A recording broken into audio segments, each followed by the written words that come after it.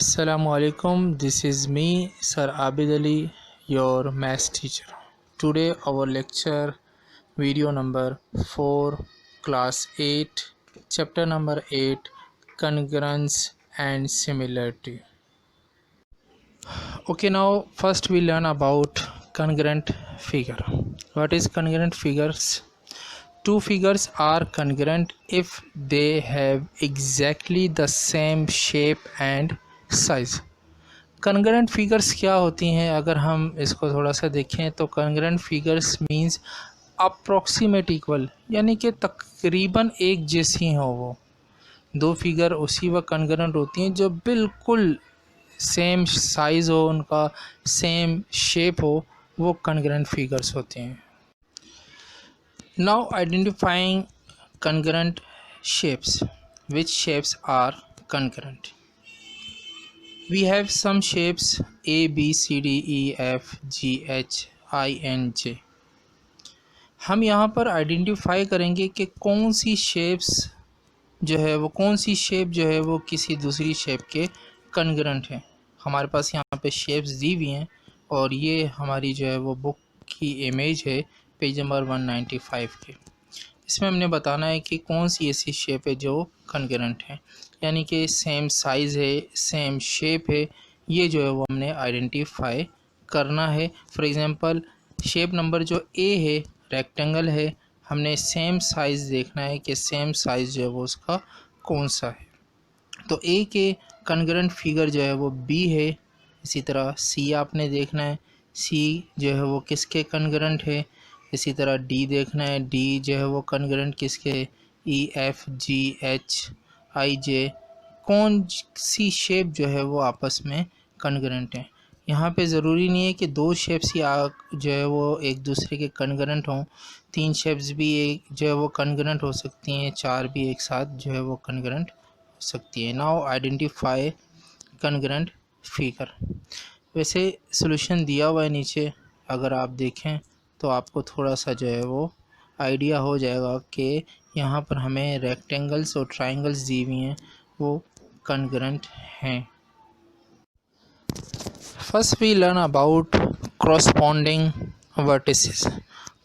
Corresponding means having similar position and similar function.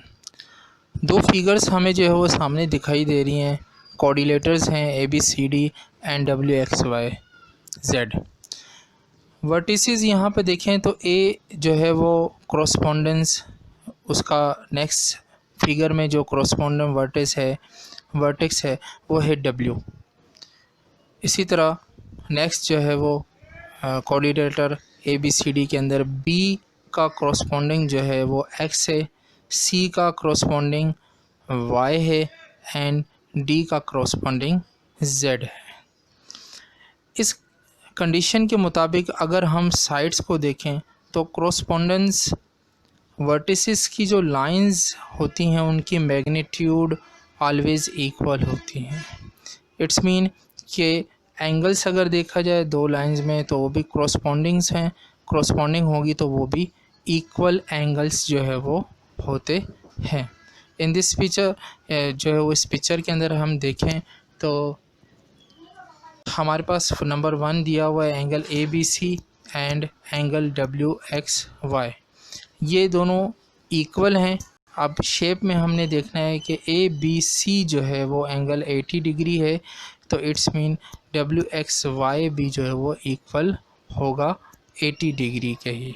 इसी तरह next में दिया हुआ है एक्स वाई जेड, तो एक्स जो है वो correspondence है बी के, वाई correspondence है सी के और जेड correspondence है डी के। तो इट्स मीन यहाँ पर हमें इसका corresponding एंगल जो है वो देखना है जो कि हमें बी सी डी है। तो पिक्चर के अंदर जो है वो बी सी डी एंगल जो है वो देखना है, तो बी सी डी एंगल हमें जो है वो यहाँ पर दिखाई दे रहा है, जिसके जो है वो कॉर्नर्स पे जो है वो बी सी डी जो है वो एंगल, हम इसको नेमिंग करेंगे तो वो जो है वो इक्वल टू होगा 60 डिग्री के। इसी तरह number 3 A D equal to dash, AD जो है वो आपकी लाइन सेगमेंट है, उसके करस्पॉन्डिंग साइड देखा जाए तो वो WZ होगी और WZ is equal to 2 centimetre. And number 4 WX equal to dash, तो WX जो है वो देखें वो करस्पॉन्डेंस लाइन सेगमेंट है AB के, और AB WX is equal to 4 centimetre, that is also AB line segment is also 4 centimeter. Okay, now move on next topic, similar figures. When shapes are similar, figure having same shape but not necessarily the same size. In other words, congruence is a special case of similarity. Similar figures ऐसी figures होती हैं जिनका shape same हो लेकिन size same ना हो, उन्हें similar figures कहा जाता है। Okay, we more understand about the similar figure by understanding figure number 8.6 in our book on page number 204. We have two figures, two polygons. The property of polygons in similar polygons are all corresponding angles are equal. जितने भी correspondence angles होंगे वो equal होंगे। अगर हम shapes पे देखें तो एंगल A, वर्टेक्स A पर एंगल A है वो इक्वल टू होगा एंगल A डैश के, वर्टेक्स B एंगल वो इक्वल टू होगा वर्टेक्स B डैश के, और इसी तरह जो है वो angle C D so on, इसी तरह से वो एंगल इक्वल्स होंगे। Next property, the length of each side of hexagon is increase by the same factor. इस कंडीशन में यह है कि हमारे पास यहाँ पर पॉलीगॉन के अंदर जो सिमिलर पॉलीगॉन्स जो है वो हैं, इनकी साइड्स का रेशो ऑलवेज इक्वल होगा। यानी कि क्रॉसपॉन्डिंग साइड्स अगर देखी जाएं तो क्रॉसपॉन्डिंग साइड्स का रेशो ऑलवेज इक्वल होगा। Side A B, the ratio of side A B and A dash B dash are equal to the ratio between side B C and side B dash and C dash and so on. इसी तरह जो है वो तम sides का जो है वो रेशो ऑलवेज इक्वल होगा, कांस्टेंट होगा। In general we have, if two polygons are similar then all the corresponding angles are equal and the ratio of corresponding sides are also equal. Now identify the similar triangles, triangle ABC and triangle PQR by angle. हम यहाँ identify करेंगे दो triangles को angles के लिहाज से।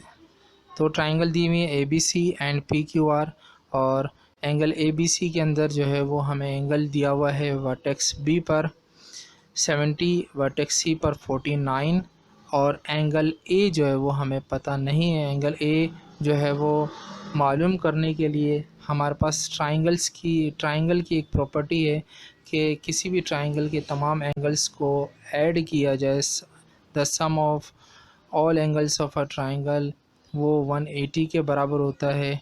तो इस लिहाज से जो है वो एंगल A जो है वो हम मालूम कर सकते हैं।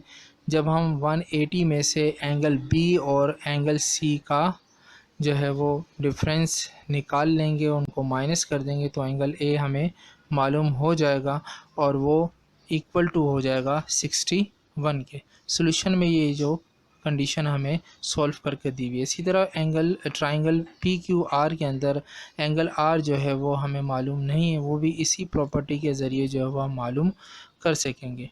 तो अब देखिए यहाँ पर अकॉर्डिंग टू एंगल प्रॉपर्टी जो है वो कॉरस्पॉन्डेंस एंगल्स जो है वो इक्वल होते हैं, अगर कोई भी दो फिगर्स जो है वो सिमिलर हैं, तो angle E equal to corresponding angle P61, angle B is equal to angle Q is 70, and angle C equal to angle R is equal to 49. Since all corresponding angles are equal, angle triangle ABC is similar to the triangle PQR. Now identify the similar triangles by side. The property of similar triangles by side: the ratio of correspondence sides are always equal. In figure we have two triangles DEF and STU. DE is correspondence ST and EF is correspondence side TU, and DF is correspondence side SU. Now the ratio of correspondence sides are always equal if the two triangles or two shapes are similar.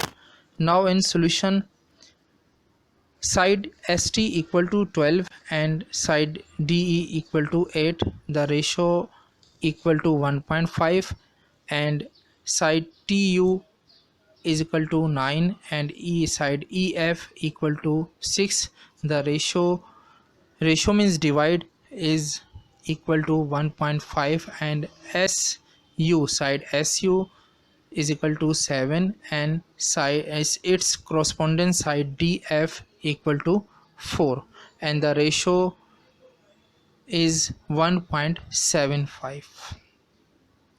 Since not all ratio of corresponding sides are equal, यहाँ पर कोई भी sides जो हैं, जो corresponding sides का हमने ratio निकाला, उनमें दो साइड्स का तो रेशो इक्वल है, बट यहाँ पर तीसरी साइड का जो थर्ड वन है उसकी साइड का जो रेशो है वो इक्वल नहीं आ रहा.